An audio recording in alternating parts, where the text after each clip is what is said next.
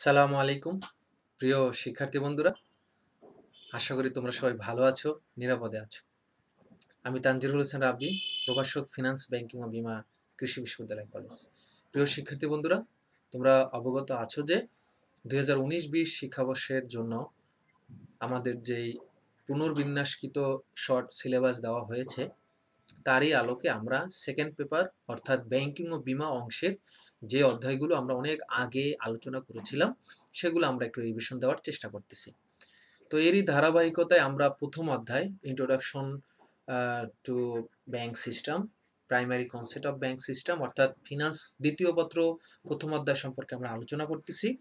এবং অলরেডি আমরা কিন্তু শিক্ষার্থী বন্ধুরা আমরা দুটো পর্ব শেষ করেছি, আজকে হলো আমাদের শেষ পর্ব। অর্থাৎ আমাদের এই সেকেন্ড পেপার আজকে শেষ পর্ব। ইনশাল্লাহ আজকের এই শেষ পর্বটি শেষ হওয়ার সাথে সাথেই ইনশাল্লাহ আমরা আমাদের ক্লাসটা আমাদের এই দ্বিতীয় পর্ব যেটা আছে এটা আমরা যেহেতু শেষ করছি, আজকে আমাদের তৃতীয় পর্বে ইনশাল্লাহ আমরা বেশ কিছু টপিক নিয়ে আলোচনা করব। তো তার আগে আমি একটু দেখে নিই যে আজকে আমাদের সাথে কে কে জয়েন করেছে। আমাদের সাথে অনেক স্টুডেন্ট ইতিমধ্যে জয়েন করেছে। তো যারা যারা আমাদের সাথে আজকে জয়েন করেছো শিক্ষার্থী বন্ধুরা, অবশ্যই তোমাদের যে কাজটা তোমরা জানো যে তোমাদের রোল নাম্বারটা একটু লিখে দেবে, আমরা যাতে বুঝতে পারি আজকে কারা কারা আমাদের সাথে জয়েন করেছে। তো আমি দেখতে পাচ্ছি যে আমাদের সাথে অনেক অনেক স্টুডেন্ট জয়েন করে ফেলেছে। তো যে তোমাদের রোল নাম্বারটা একটু লিখে দেবে। হ্যাঁ, তোমরা অনেকে জয়েন করেছো, ক্লাসটা শেয়ার করে দাও শিক্ষার্থী বন্ধুরা। ক্লাসটা আমিও একটু শেয়ার করে দিচ্ছি শিক্ষার্থী বন্ধুরা। তো আমরা দ্বিতীয় পর্বে যেটা আলোচনা করেছিলাম তোমাদের মনে আছে যে ব্যাংকের কিছু বৈশিষ্ট্য সম্পর্কে আমরা আলোচনা করেছিলাম এবং ব্যাংকের প্রকারভেদ সম্পর্কে আমরা আলোচনা করেছিলাম শিক্ষার্থী বন্ধুরা। এবং যে সমস্ত বিষয়গুলো প্রায়শই পরীক্ষায় আসে আমরা কিন্তু সেগুলো সম্পর্কে আলোচনা করেছিলাম। তো আজকে যেহেতু আমাদের তৃতীয় পর্ব, তো তৃতীয় পর্বে আমরা ইনশাল্লাহ কয়েকটি বিষয় সম্পর্কে আলোচনার চেষ্টা করব শিক্ষার্থী বন্ধুরা। সেটা হলো আমাদের গার্নিশি অর্ডার সম্পর্কে আমরা জানবো। ইনশাল্লাহ আমরা আরও জানবো ব্যাংক ব্যবস্থার যে সিস্টেম অর্থাৎ বাংলাদেশের ব্যাংকগুলোকে যে নিয়ন্ত্রণ করে সেই নিয়ন্ত্রণের যে সিস্টেমগুলো ইনশাল্লাহ সেটা সম্পর্কে আমরা জানবো। আমরা আজকে আরও বেশ কিছু বিষয় জানবো। এর ভিতরে আরেকটি উল্লেখযোগ্য বিষয় হলো যে ব্যাংকের সাথে গ্রাহকের সম্পর্ক কিভাবে হয় এবং ব্যাংকের সাথে গ্রাহকের সম্পর্ক কিভাবে শেষ হয়, এই সম্পর্কে ইনশাল্লাহ আমরা আজকে জানার চেষ্টা করব। তো আমরা ক্লাসটা শেয়ার করে দেই শিক্ষার্থী বন্ধুরা। আমরা অনেকেই ক্লাসটা শেয়ার করে দিয়েছি। তো যারা এখনো ক্লাসটা শেয়ার করে দাও নাই, শেয়ার করে দাও। এবং অবশ্যই অবশ্যই তোমাদের রোল নাম্বারটা লিখে দেবে, অর্থাৎ কারা কারা আজকে আমাদের সাথে ক্লাসটা করতেছো এটা অবশ্যই অবশ্যই শিক্ষার্থী বন্ধুরা তোমরা লিখে দেবে, যাতে আমরা পরে বুঝতে পারি যে কোন কোন শিক্ষার্থী আমাদের সাথে ক্লাসে আজকে ছিল। তো আমি ক্লাসটা শুরু করি শিক্ষার্থী বন্ধুরা। আমরা একটু আগেই তোমাদেরকে বলেছি যে যে বিষয়টা আমরা আজকে জানবো সেটা হলো বাংলাদেশের ব্যাংক ব্যবস্থার নিয়ন্ত্রণ বিধান। তোমরা আশা করি এই পাশে স্ক্রিনে দেখতে পাচ্ছ, এই পাশে স্ক্রিনে দেখো চলে আসছে যে বাংলাদেশের যে ব্যাংক ব্যবস্থার যে নিয়ন্ত্রণ বিধান অর্থাৎ বাংলাদেশের যে ব্যাংক গুলো আছে, আমরা গত ক্লাসে দিয়েছি privately own bank, schedule bank, non schedule bank, government bank, central bank, যত ব্যাংক সিস্টেম আছে এই ব্যাংকগুলোকে নিয়ন্ত্রণ করার জন্য সাধারণত দুইটা তোমার নিয়ন্ত্রণ বিধি ব্যবস্থা আছে। একটা হলো উপরে দেখো ব্যাংক কোম্পানি আইন 1991 এবং আরেকটা হলো ব্যাংক অফ ইন্টারন্যাশনাল সেটেলমেন্ট বা বিআইএস প্রবর্তিত ব্যাসেল 1, ব্যাসেল 2, যদিও এখন ব্যাসেল আরেকটা আসছে ব্যাসেল 3। তো আমরা ইনশাল্লাহ এটা সম্পর্কে আজকে আলোচনা করার চেষ্টা করব। তো শিক্ষার্থী বন্ধুরা, ব্যাংকিং কোম্পানি আইন 1991 এটা একটি নতুন আইন। এর আগে বাংলাদেশের ব্যাংকগুলোকে আসলে 1994 সালের কোম্পানি আইন দ্বারা পরিচালিত হতো। বাট বাংলাদেশের ব্যাংকিং কোম্পানি আইন যে পরিচালনা হয়, ব্যাংকগুলো যে পরিচালনা হয় এগুলোকে একটা ফরম্যাটে নিয়ে আসার জন্য এবং সুষ্ঠুভাবে পরিচালনার জন্য বাংলাদেশ সরকার 1991 সালে নতুন একটা আইন পাস করে এবং এই আইনের বিভিন্ন ধারা আছে। এই ধারার ভিতর আছে বাংলাদেশের ব্যাংক কোম্পানির ব্যবসায়ের কার্যাবলী কিভাবে করবে, এরপর হলো ব্যাংক কোম্পানি কর্তৃক কতিপয় নিষিদ্ধ যে ব্যাংকিং ব্যবসা আছে এগুলোকে ফাইন্ড আউট করা, ট্রেস করা, এরপর ব্যাংকিং কোম্পানির লাইসেন্স সংক্রান্ত বিধিবিধান, লাইসেন্স বাতিল সংক্রান্ত বিধিবিধান, কতটুকু মূলধন, ন্যূনতম আদায়কৃত মূলধন এবং সংরক্ষিত তহবিল ব্যাংক করবে, এই সম্পর্কে টোটাল একটা আলোচনা, টোটাল একটা বিধি ব্যবস্থা এটা বাংলাদেশের যে 1991 সালে ব্যাংক কোম্পানি আইন আছে, এটা আর কি তোমার এই ব্যাংকগুলো এই সিস্টেমে আর কি এখন পরিচালিত হচ্ছে 1991 সালের পরে। তবে এখানে গুরুত্বপূর্ণ যে বিষয়টা হলো সেটা হলো ব্যাসেল 1 ও ব্যাসেল 2 তোমরা এই পাশে দেখতে পাচ্ছ। তো এই যে ব্যাসেলগুলো যেগুলো আছে আমরা এখন দেখতে পাচ্ছি, সেক্ষেত্রে বন্ধুরা এই ব্যাসেল 1 এবং ব্যাসেল 2 এটা প্রবর্তিত হয়েছে ব্যাংক অফ ইন্টারন্যাশনাল সেটেলমেন্ট এইটা আর কি BIS সারা বিশ্বের জন্য এই নির্দেশনা বা বিধিবিধানগুলো আর কি প্রণয়ন করেছে, এবং এটা সুইজারল্যান্ড এই ভিত্তিক এটা আন্তর্জাতিক সংগঠন, ওরা আর কি এই সিস্টেমটা ডেভেলপ করে। তো এখানে যে বিষয়টা আমাদের গুরুত্বপূর্ণ সেটা হলো ব্যাসেল জিনিসটা কি, বা BIS প্রবর্তিত এই ব্যাসেল 1 ও ব্যাসেল 2 জিনিসটা কি। আমরা জানি যে তালিকাভুক্ত যে ব্যাংকসমূহ আছে, এই তালিকাভুক্ত ব্যাংকসমূহে আমরা বিভিন্ন ধরনের টাকা জমা রাখি। হ্যাঁ, আমরা সেভিংস অ্যাকাউন্টে রাখি, আমরা কারেন্ট অ্যাকাউন্টে রাখি, এরপর আমরা চলতি তোমার এই যে ফিক্সড সেভিংস, আর একটা হলো তোমার কারেন্ট অ্যাকাউন্টে টাকা রাখি। এছাড়াও আরো বিভিন্ন স্কিম আছে, ডিপোজিট পেনশন স্কিম DPS, তারপর হলো PPS, তারপর হলো আরো বিভিন্ন ধরনের স্কিম আসলে একটি শিডিউল ব্যাংক বা একটি কমার্শিয়াল ব্যাংকে বা পাবলিকলি ওন্ড কমার্শিয়াল ব্যাংকে দেখা যায়। তো এই যে আমরা টাকা জমা রাখছি, আমাদের টাকাগুলো হলো কিন্তু ব্যাংকের কাছে আমানত।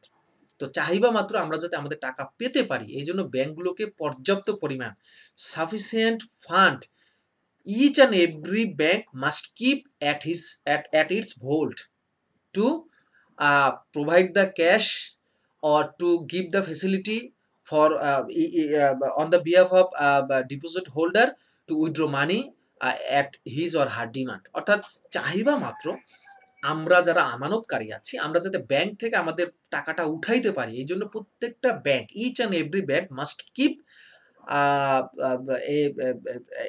a specific amount of money or fund at his vault। তো এখানে একটা বিষয় হলো পর্যাপ্ত মূলধন ব্যাংকগুলোকে রাখতে হবে, দ্যাট মিনস আমরা বলতে পারি টার্লো মেনটেন করতে হবে। অন দ্য আদার হ্যান্ড, অন্য একটা বিষয় হলো যে ব্যাংকগুলো আমাদের যে আমানতগুলো ব্যাংক রাখতেছে, আমাদের সঞ্চয়গুলো যে ব্যাংক রাখতেছে, তো এই মূলধনটা বা এই ফান্ডটা ব্যাংক বিভিন্ন জায়গায় আবার ইনভেস্ট করে। আমরা জানি যে ব্যাংক আমাদের সংগৃহীত আমানত কোনো একটা প্রফিটেবল সেক্টরে বা কোনো একটা খাতে বিনিয়োগ করে। তো এই বিনিয়োগটা যদি ঝুঁকিপূর্ণ হয়ে যায়, অর্থাৎ ব্যাংক যদি এমন কাউকে বা এমন কোথাও এই লোনটা স্যাংশন করে বা ইনভেস্ট করে যেখান থেকে সে আর ইনভেস্টমেন্টের টাকাটা উঠাই নিয়ে আসতে পারবে না, লোনটা রিকভারি করতে পারবে না, তাহলে এটাও কিন্তু আমাদের জন্য একটা রিস্ক বা আমাদের জন্য একটা থ্রেট। তার মানে তালিকাভুক্ত ব্যাংকসমূহের যে ঝুঁকিভিত্তিক মূলধন পর্যাপ্ততার যে বিষয়টা, সেই বিষয়টা নিশ্চিত করার জন্য ব্যাংক অফ ইন্টারন্যাশনাল সেটেলমেন্ট বা BIS প্রবর্তিত বিভিন্ন মানে বিধিনিষেধ তারা আরোপ করছে। এর ভিতরে একটা হলো ব্যাসেল 1 আর একটা হলো ব্যাসেল 2। তার মানে ব্যাসেল 1 এবং ব্যাসেল 2 এটা হলো ব্যাংক অফ ইন্টারন্যাশনাল সেটেলমেন্ট বা BIS প্রবর্তিত কিছু বিধিবিধান। ঠিক আছে, এই বিধিবিধানটা কেন তারা ইন্ট্রোডিউস করেছে, প্রবর্তন করেছে? কারণ হলো তালিকাভুক্ত ব্যাংকসমূহের যাতে ঝুঁকিভিত্তিক মূলধন পর্যাপ্ত থাকে, অর্থাৎ তালিকাভুক্ত ব্যাংকসমূহের ভোল্টে যেন পর্যাপ্ত মূলধন থাকে, এবং তারা এমন কোথাও যাতে বিনিয়োগ না করে যাতে বিনিয়োগটা ঝুঁকিপূর্ণ হয়ে যায়। আসলে এর মূল বিষয়বস্তু হলো ব্যাংকসমূহ যাতে তাদের নিজস্ব মূলধন যাতে অপর্যাপ্ত না হয় এবং ঝুঁকিপূর্ণ না হয়, যাতে আমানতকারীর ফান্ড ঝুঁকিতে না পড়ে, এই জন্যই তারা এই ব্যাসেল 1 এবং ব্যাসেল 2টা ইন্ট্রোডিউস করেছে।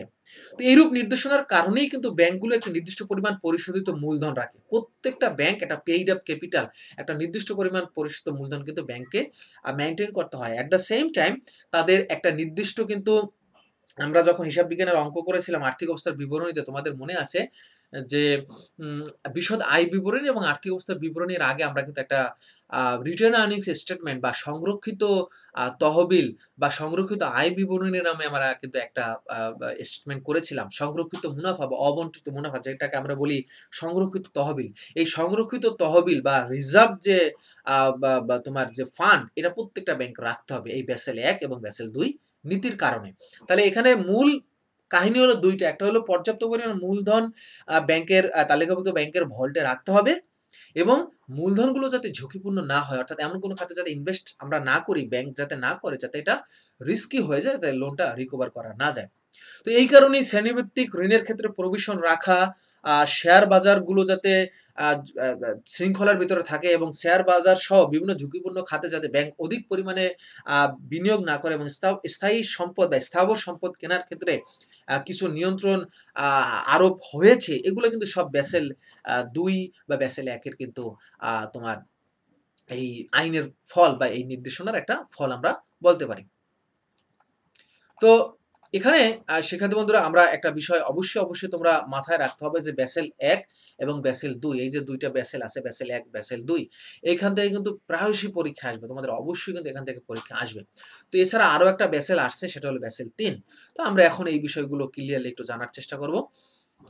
আমরা এখানে দেখো আমাদের ব্যাসেল ১ এবং ব্যাসেল ২ এর ভিতরে ৩ টা পিলার আছে। এই ৩ টা পিলারকে বলা হয় পিলার ১, পিলার ২ এবং আরেকটাকে বলা হয় পিলার ৩। Pillar ১, pillar ২, pillar ৩। তো এই ব্যাসেল ১ এবং ব্যাসেল ২, ব্যাসেল ২ এর ভিতরেই মূলত ৩ টা পিলার আছে। এই পিলার ১, পিলার ২, পিলার ৩, এই ৩ টা কিন্তু এই আইন বা বিধির ভিতরে। তো পিলার ১ এর কিছু মানে কথা আছে। পিলার ১ এর কথা হলো ব্যাংক যাতে ন্যূনতম মূলধন পর্যাপ্ততা নিশ্চিত করে, অর্থাৎ একটা মানে মিনিমাম একটা ফান্ড, মিনিমাম একটা capital a bank must keep at its vault, মানে মানে একেবারে মিনিমাম, মানে এর চেয়ে নিচে যাতে রাখলে যাতে তারল্য বজায় নষ্ট হতে পারে বা আমার যারা ডিপোজিটার বা আমানতকারী তারা চেক সাবমিট করার সাথে যাতে আমরা তাদের চেকের টাকা দিতে পারি, চেকটা যাতে বাউন্স না করে। তো এই জন্য একটা ন্যূনতম মূলধন, অবশ্যই পর্যাপ্ত একটা মূলধন ব্যাংক রাখতে হবে। এগুলো হলো তোমার পিলার 1 এর কাহিনী। এরপর আসো পিলার 2, হলো যে পিলার 1 এর নির্দেশনা যাতে ঠিকমতো ব্যাংকগুলো ফলো করতেছে কিনা এর জন্য আরেকটা তোমার নির্দেশনা ব্যাসেল 2 এর আন্ডারে বিআইএস প্রবর্তন করেছে, সেটা হলো পিলার 2। পিলার 2 এর কাহিনী হলো পিলার 1 কি ঠিকমতো চলতেছে, অর্থাৎ এই যে তদারকিটা, যে তদারকির মাধ্যমে পিলার 1 টা ব্যাংক এনশিওর করবে, এইটাই হলো তোমার পিলার 2 এর কাজ। আর পিলার যে 3 আছে, পিলার 3 এর কাজ হলো বাজার শৃঙ্খলা বজায় রাখা। আমরা জানি যে ব্যাংক যাতে স্বচ্ছভাবে তাদের কার্যক্রম পরিচালনা করে, যাতে ব্যাংক এমন কোনো শেয়ার বাজারে বা এমন কোনো আর্থিক বাজারে বিনিয়োগ না করে যাতে তাদের আমানতকারী অর্থটা ঝুঁকিপূর্ণ হয়ে যায় বা ইনভেস্টমেন্ট রিস্কি না হয়। এই জন্য বাজারটা তোমার শৃঙ্খলার ভিতরে আসবে। বাজারে প্রবেশকারী বা স্টক হোল্ডারগণ প্রতিষ্ঠানের মূলধন পর্যাপ্ত বিষয়টি যাতে জানতে পারে এবং একটা সুন্দর একটা ব্যবস্থাপনা থাকবে, যাতে করে এই মানে বাজারগুলো যাতে মনিটরাইজেশনের বা মনিটর করতে পারে বা বাজারগুলোকে যাতে আমাদের স্ক্রুটানাইজিং এর আওতায় আসতে পারে। এটা হলো ব্যাসেল 2 এর ৩ নাম্বার পিলারের নির্দেশনা। তো এখানে আমরা যদিও ২টা পিলার দেখেছি, তবে এই ২টা পিলার বাদে কিন্তু এখন ২০১৪ সালের ডিসেম্বর মাসে ব্যাসেল কাঠামো বাস্তবায়নের জন্য বাংলাদেশ ব্যাংক জারিকৃত সংশোধিত গাইডলাইন অনুসারে নতুন আরেকটি পিলার এসেছে।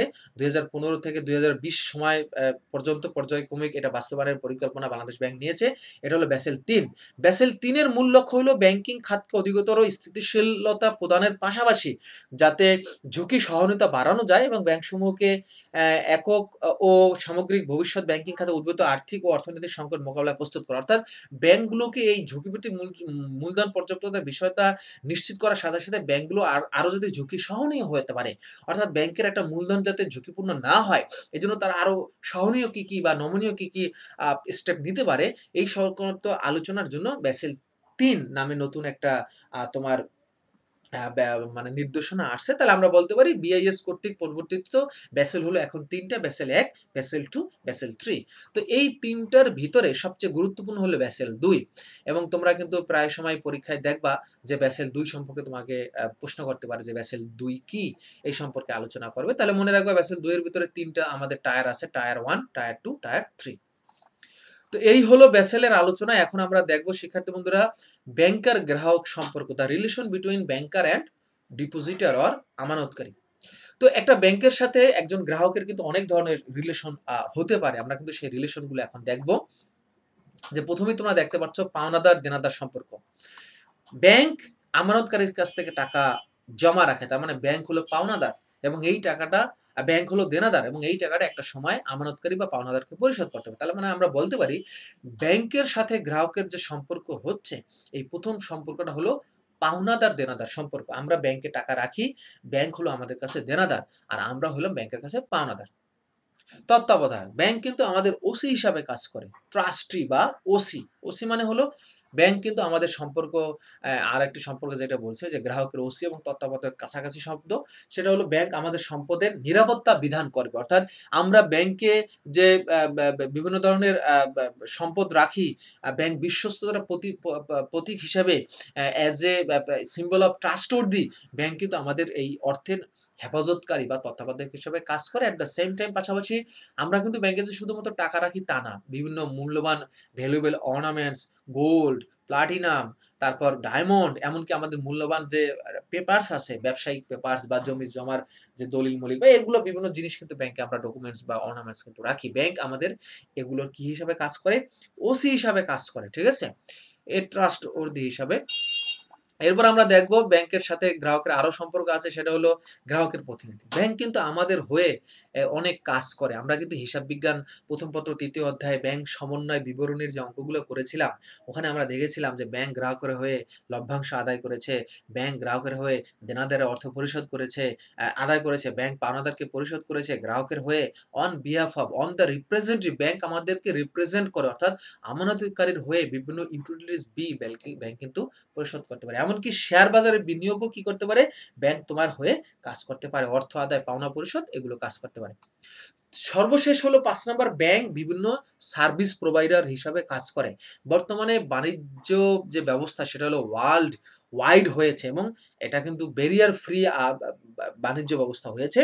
এবং এখানে আমরা যদি একটা কথা বলতে চাই, সেটা হলো ব্যাংক কিন্তু এখন আমাদের মাল্টিভেরিয়াস সেবা দেয়। আগে কিন্তু একটা সময় ছিল যে ব্যাংক শুধুমাত্র, আমরা দেখেছি যে একটা সময় ব্যাংক আমাদেরকে শুধুমাত্র কিন্তু অর্থ উত্তোলন, অর্থ জমা এই কাজটা করার জন্য সহযোগিতা করতো। বাট এখন কিন্তু ব্যাংক মাল্টিফিউরিয়াস অ্যাক্টিভিটিস করে, ঘরে বসে ব্যাংকের সাথে ব্যাংকিং লেনদেন করে। এই যে বিকাশ, নগদ, এই নগদ তো না, সরি, বিকাশ কিন্তু ব্র্যাক ব্যাংকের একটি উদ্ভাবন, রকেট, ডাচবাংলা ব্যাংকের একটি উদ্ভাবন। এরকম আধুনিক যে বিভিন্ন সিস্টেম, এগুলো কিন্তু আমরা জানতে পারতেছি, ব্যবহার করতেছি কিসের মাধ্যমে? অনলাইন ব্যাংকিং, হোম ব্যাংকিং, এগুলো সব কিন্তু হলো ব্যাংকিং সেবা। তো ব্যাংক আমাদেরকে কি করে? বিভিন্ন ধরনের সেবা সরবরাহ করে। এখন আমরা দেখব, তোমরা স্ক্রিনে দেখতে পাচ্ছ, শিক্ষার্থীদের এখানে একটা প্রশ্ন আমি ছুড়ে দিয়েছি। Do you know your customer? তুমি কি তোমার গ্রাহককে জানো? একটা ব্যাংকে কিন্তু বিভিন্ন ধরনের গ্রাহক আসবে, বিভিন্ন ধরনের গ্রাহক। তুমি কিন্তু জানো না যে কোন গ্রাহকটা মাতাল, কোন গ্রাহকটা চোর, কোন গ্রাহকটা দুর্নীতিবাজ, কোন গ্রাহকটা ভালো। এগুলো কিন্তু জানার আসলে কোনো উপায় নাই। রাইট?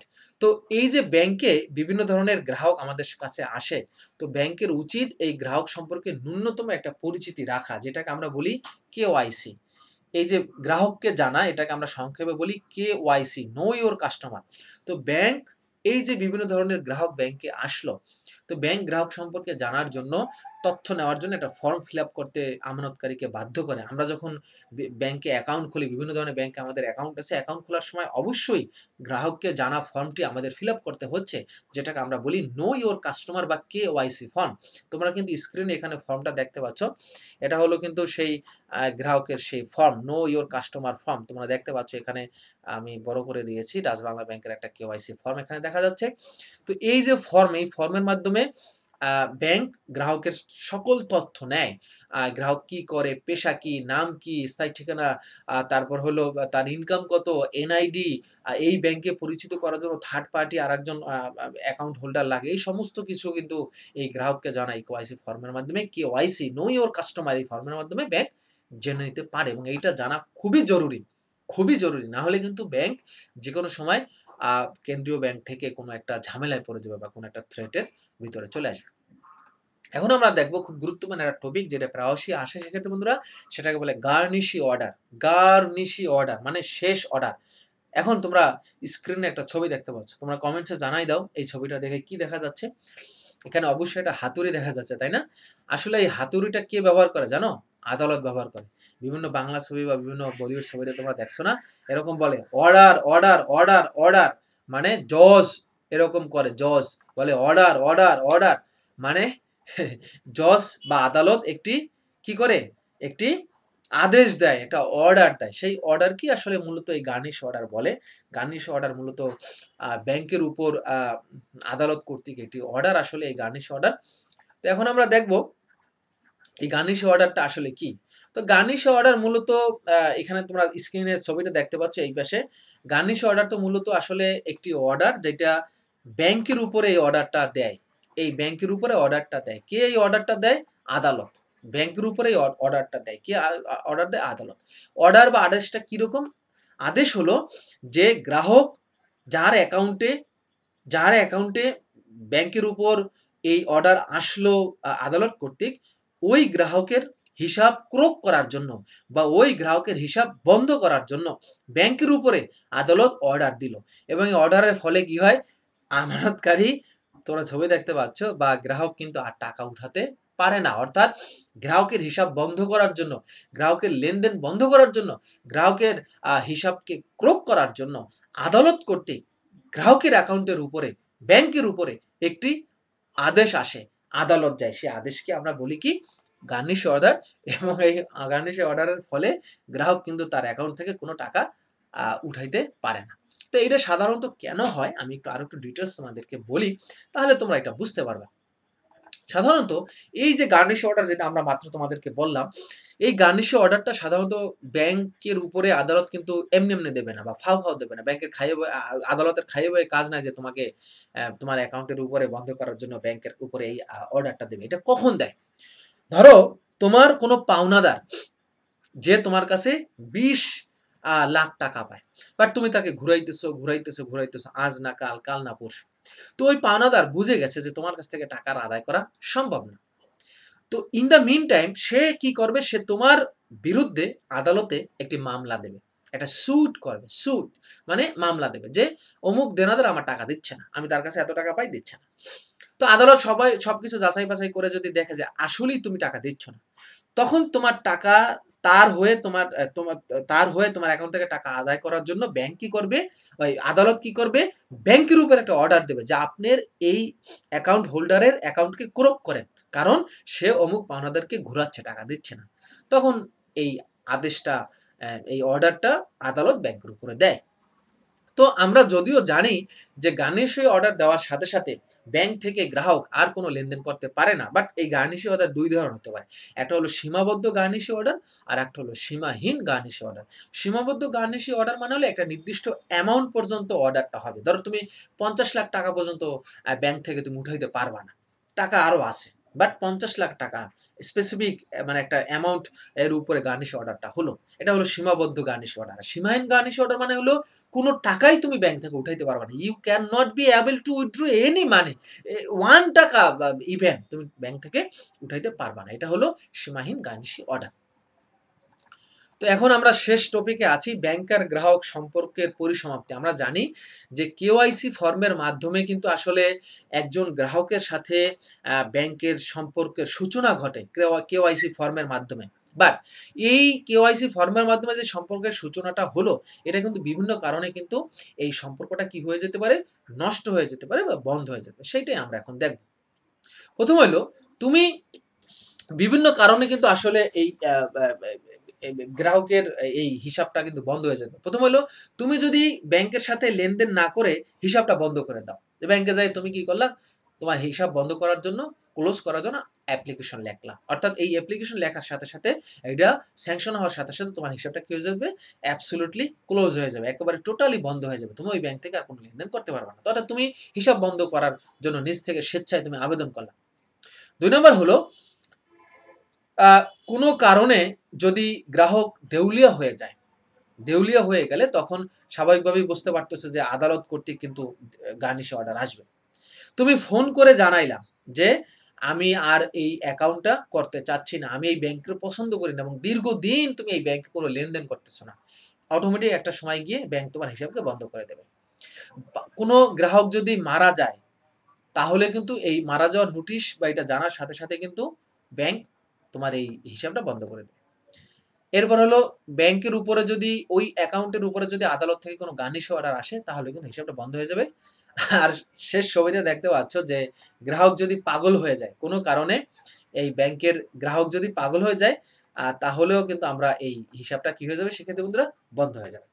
তাহলে এই সমস্ত কারণে আসলে ব্যাংক তোমার এই হিসাবটা কি করে দেবে? বন্ধ করে দেবে। আজকে মোটামুটি আমরা এই ১ম অধ্যায় অর্থাৎ ব্যাংক ব্যবস্থার প্রাথমিক ধারণা এটার শেষ পর্ব ছিল আজকে। তো ইনশাআল্লাহ আমার বিশ্বাস যে তোমরা এই ৩ টা পর্ব যদি ভালো করে দেখে থাকো, তাহলে you can solve the MCQ problem or CQ related any problem বা বা বা এক from this chapter যদি প্রশ্ন আসে ইনশাআল্লাহ তোমরা সলভ করতে পারবে এবং এই চ্যাপ্টারটা কিন্তু শিক্ষার্থী বন্ধুরা আমাদের সেই পুনর্বিন্যাসকৃত সিলেবাস ২০২১ সালে আমরা যারা এসএসসি পরীক্ষা দিতে যাচ্ছি। তো এটা একটা গাণিতিক অধ্যায় না, এটা একটি থিওরিটিক্যাল অধ্যায় এবং এখান থেকে কিন্তু অনেকগুলো এমসিকিউ আসবে। তোমরা কিন্তু ২য় পর্বে সেগুলো দেখেছো। তো ২য় পর্ব যদি কোনো কারণে মিস করে থাকো তোমরা আমাদের ফেসবুক পেজে পাবা অথবা ইউটিউব চ্যানেল আছে। আমার ইউটিউব চ্যানেলে ইনশাআল্লাহ ওই ক্লাসটা তোমরা দেখে নিতে পারো। ১ম পর্ব ওখানে আছে, প্লে লিস্টে সাজানোই আছে। ব্যাংক ব্যবস্থার প্রাথমিক ধারণা, ফিন্যান্স ২য় পত্রের ১ম অধ্যায়। ওখানে গেলে তোমরা ইনশাআল্লাহ বাকি ক্লাসগুলো পাবে। নেক্সট ক্লাসে আমরা যদি পারি একটি উদ্দীপক সমস্যার সমাধান করার চেষ্টা করব। না হলে নতুন আরেকটা অধ্যায় শুরু করব। সেই পর্যন্ত বিদায় নিচ্ছি। সবাই ভালো থাকো, নিরাপদে থাকো। অবশ্যই তোমার বাবা-মা যদি করোনার ভ্যাকসিনের টিকা নিয়ে না থাকে, তাদেরকে টিকা দাও। অর্থাৎ আগে আমরা জানতাম আপনার বাচ্চাকে টিকা দিন। না, এখন বাচ্চারা বলবে আপনার বাবা-মাকে, আমার বাবা-মাকে ভ্যাকসিনেটেড করেন, টিকা দেন। আমি নিজে টিকা নিয়েছি, আলহামদুলিল্লাহ ভালো আছি। তোমরাও তোমার বাবা-মাকে টিকা নেওয়ার ব্যবস্থা করো। বিদায় নিচ্ছি। আসসালামু আলাইকুম ওয়া রাহমাতুল্লাহ।